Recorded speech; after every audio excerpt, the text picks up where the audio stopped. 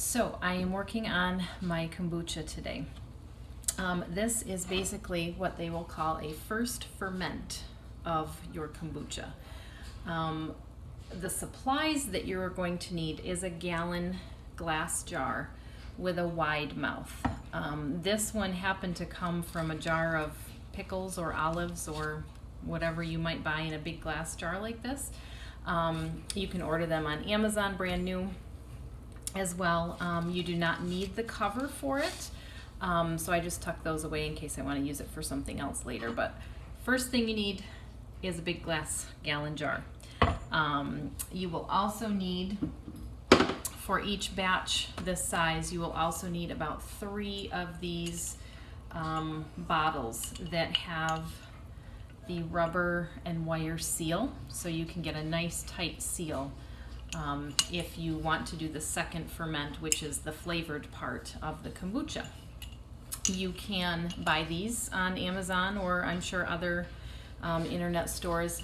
On occasion, Aldi's will have these filled with lemonade, and that's actually where I got mine, and the lemonade's really good. So you will need about 3 of that style of bottle. They do come in different sizes. There are smaller ones, so again, for this size batch, roughly a little less than a gallon, you'd need about 3 of these full-size bottles or several of a smaller size. But they do have to have that rubber seal and wire top to work well. I've tried it with a screw cap, and that doesn't work as well. So this is basically kombucha from start to finish. This is sort of the finish of part of it, but we're gonna start here. So basically this, and I don't know how well you can see this, but this is the SCOBY in the liquid. And I'm gonna try to set you back up here so you don't fall down. There we go. The SCOBY is basically a fungus, I guess. You need a mother SCOBY to start with, and it's kind of slimy and gross looking, kind of rubbery. This is basically what it looks like, and you'll need 1 of these and 2 cups of the starter liquid. The light's not very good. 2 cups of the starter liquid to start. You can purchase these online. Locally, I'm willing to give you one, and I have other people that I can get some from as well if there are more. You'll get a second layer of SCOBY every time that you do this, and I'm just going to peel some of this away because you don't need a huge SCOBY every time that you start. Trying not to break it. Your new SCOBY will be on the top, and your mother SCOBY will be on the bottom when you make this. So I'm just gonna set this in a glass bowl over here on the side. Rinse my hands a little bit. And I wanna save out 2 cups of the starter so that I can start this process over. So I'm just gonna pour this without stirring anything up as much as possible. I'm just gonna take my 2 cups of starter and pour it over my SCOBY just to keep it moist while I'm working on my other stuff. And I'm just gonna set this aside.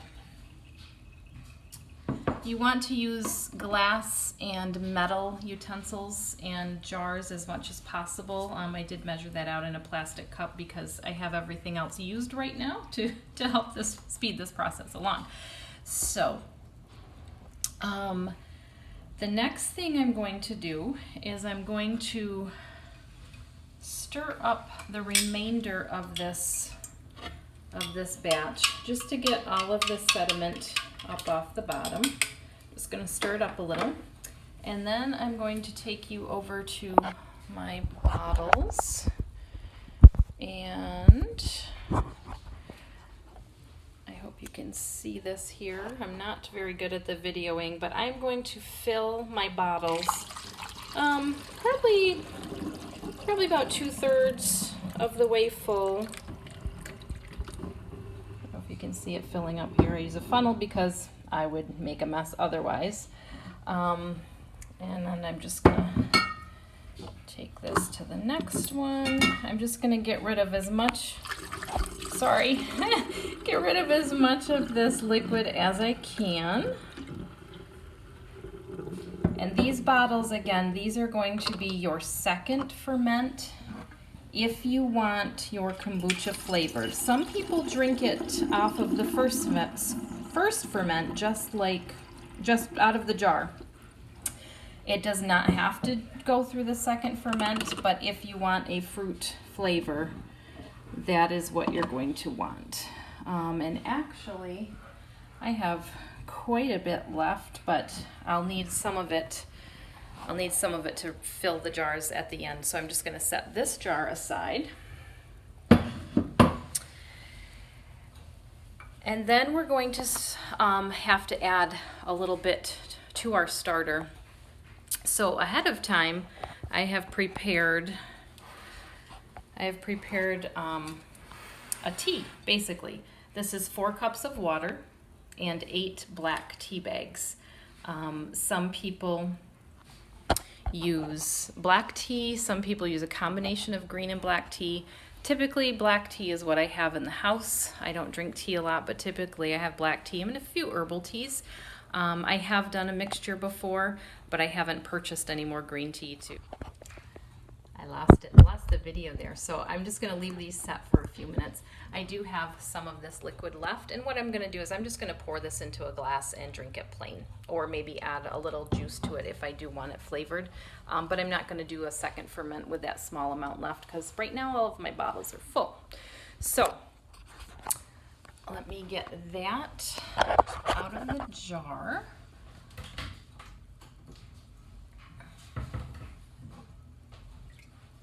Gonna set that aside and I'll drink that up later. I'm going to just wash out the jar a little bit. I don't usually use a lot of soap because I just don't want the residue to make any difference in the recipe. So I'm just going to rinse it out with some hot water, and it's ready to go for the next batch.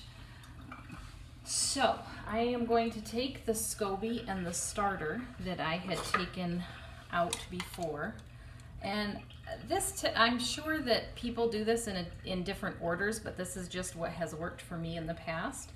So I'm going to put the SCOBY in, just kind of fold it a little bit to fit through the hole and lay it on the bottom, and then I'm going to pour in this 2 cups of the starter. I'm just going to do it over my sink because I always make a mess. So I have my SCOBY and the 2 cups of starter in the jar here. And next,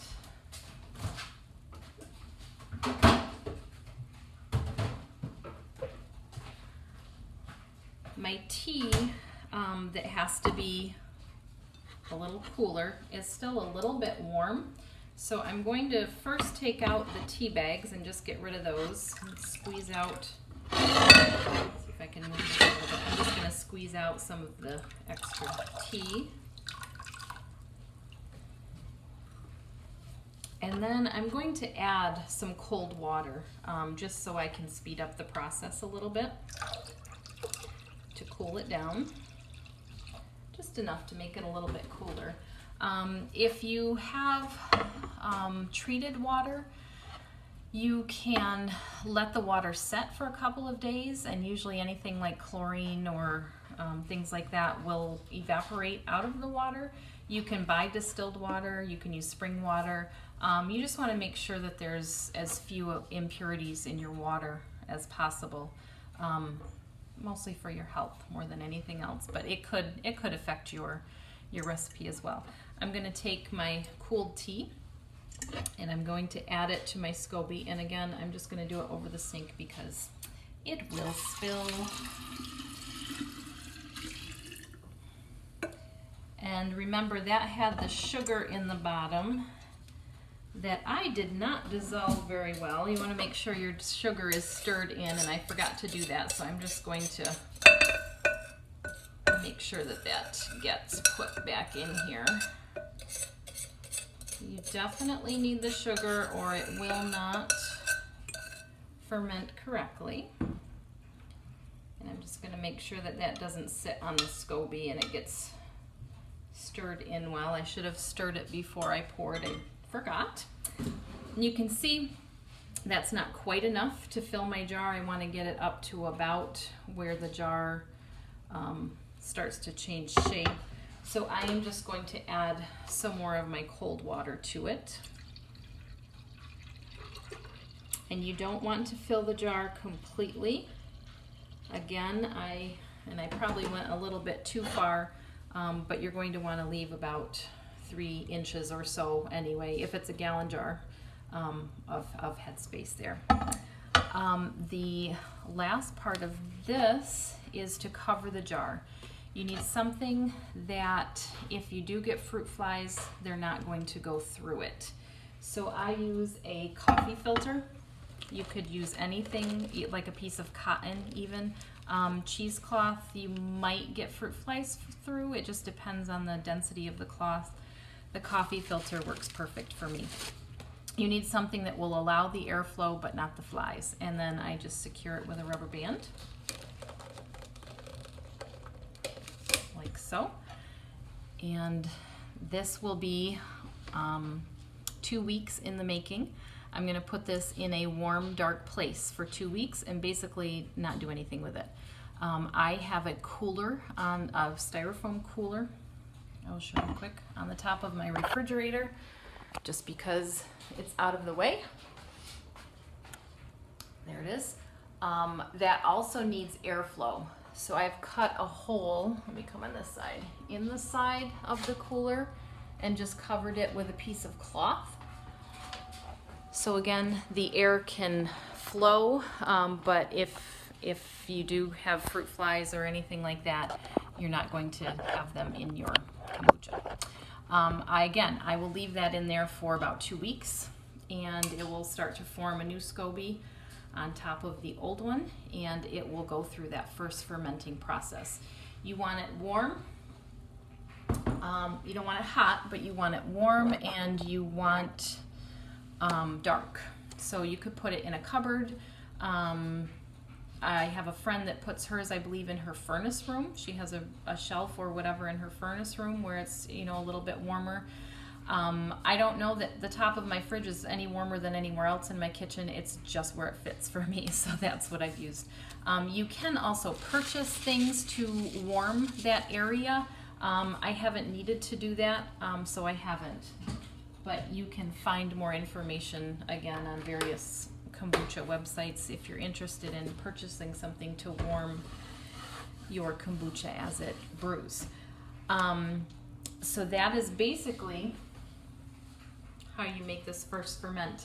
2 cups of starter, 1 SCOBY, 4 cups of tea, and a cup of sugar. And then you're just adding enough water to bring it to this point. The second ferment, these bottles that I filled earlier, these I will also keep in a dark place, a dark warm place, for about 3 days, 3 to 4 days.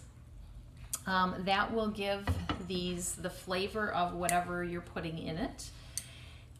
It will also change color depending on your fruit.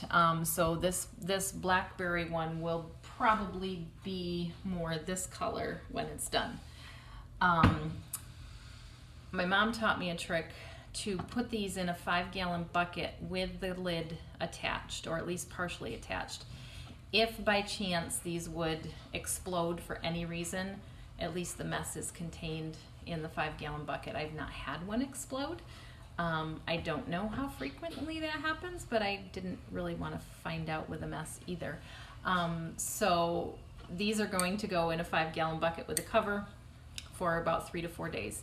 After that 3 to 4 days, when I open these bottles, I'm going to open them still in the bucket, and I'm going to put as much pressure on this cap as possible as I lift this, and just allow the air to escape ever so slowly. It will become more carbonated the longer that you keep it during those 3 days. And again, just to avoid the mess, just be very careful when you're opening these. Keep the pressure on until you're certain that it's not going to overflow. And I'm trying to think if there's any more. Oh, if it doesn't carbonate as much as you would like, you can let it go for a day or 2 or 3 longer. Add a pinch of sugar to this liquid and reseal it and put it away again for a few days, and that should help carbonate it a little bit more. To stop that process, when you're done, when you've reached that level that you want, put this in the fridge. Let the air out a little bit, put it in the fridge. That will stop the process, and then enjoy. I do go through probably 3 to 4 bottles of these a week. It just depends on how much you drink at a time, and that's a personal preference. Again, read more about it, see what it does for your body, and just adjust for your needs. And if you have any questions, I'm sure I don't have all the answers, but I will give it a shot.